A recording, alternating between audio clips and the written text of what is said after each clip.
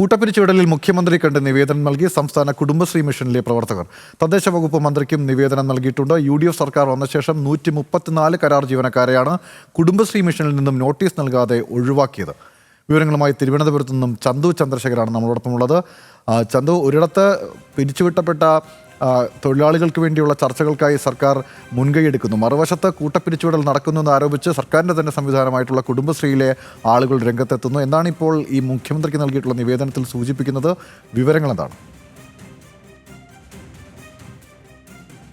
ഒരു കാരണവും കാണിക്കാതെയാണ് പെട്ടെന്ന് പുതിയ സർക്കാർ അധികാരത്തിൽ വന്നതിന് ശേഷം 134 പേരെ കുടുംബശ്രീ മിഷനിൽ നിന്നും പിരിച്ചുവിട്ടത്. അത് ഈ കുടുംബശ്രീ മിഷനുമായി ബന്ധപ്പെട്ട് പുതിയ പദ്ധതികൾ ആരംഭിച്ചിട്ടില്ല എന്ന് ചൂണ്ടിക്കാട്ടിയായിരുന്നു പിരിച്ചുവിടൽ. പക്ഷേ ഇവരുടെ കരാർ കാലാവധി അവസാനിച്ചതായിരുന്നെങ്കിലും കഴിഞ്ഞ 18ഉം 20ഉം വർഷത്തോളം കുടുംബശ്രീ മിഷനിൽ തന്നെ ജോലി എടുത്തു വരുന്ന ആൾക്കാരാണ്. 50 വയസ്സും 55 വയസ്സും ഒക്കെ പ്രായമുള്ള നിരവധി പേരുണ്ട്. അവരെയാണ് ഇത്തരത്തിൽ ഒരു കാരണവുമില്ലാതെ പെട്ടെന്ന് പുതിയ സർക്കാർ അധികാരത്തിൽ വന്നപ്പോൾ കൂട്ടമായി പിരിച്ചുവിട്ടത്. എന്തായാലും ഇവർ മുഖ്യമന്ത്രിയെ കണ്ട് നിവേദനം നൽകിയിട്ടുണ്ട്. ഈ പിരിച്ചുവിടൽ ഒഴിവാക്കണം. കാരണം കഴിഞ്ഞ ഉമ്മൻചാണ്ടി സർക്കാരിന്റെ കാലം മുതൽ ഈ ജോലിയിൽ തുടർന്നു വരുന്ന ആൾക്കാരാണ്. അതുകൊണ്ട് അവരെ നിലനിർത്തണമെന്ന് ആവശ്യപ്പെട്ട് മന്ത്രിയെ കണ്ട് നിവേദനം നൽകി. കൂടാതെ തദ്ദേശ വകുപ്പ് മന്ത്രിക്ക് മറ്റ് മന്ത്രിമാർക്കുമൊക്കെ പക്ഷേ സർക്കാർ തീരുമാനമെടുക്കുമെന്നത് നോക്കിക്കാണേണ്ടതുണ്ട്. എന്തായാലും പുതിയ രാഷ്ട്രീയ നിയമനങ്ങളുടെ പേരിലാണ് ഇത്തരത്തിൽ ഈ കരാർ ജീവനക്കാരെ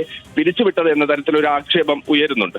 ഗൗതം, ശരി, ചന്തുവാണ് വിവരങ്ങൾ നൽകിയത്. എന്തായാലും അകാരണമായി പിരിച്ചുവിട്ടതുമായി ബന്ധപ്പെട്ടിട്ടുള്ള തങ്ങളുടെ പരാതി മുഖ്യമന്ത്രി നേരിട്ട് അറിയിക്കുകയാണ്. ഇപ്പോൾ എന്ത് സംഭവിക്കും, ഇതിൽ സർക്കാർ എന്ത് നിലപാട് സ്വീകരിക്കും എന്നതാണ് ഏറ്റവും പ്രധാനപ്പെട്ട കാര്യം.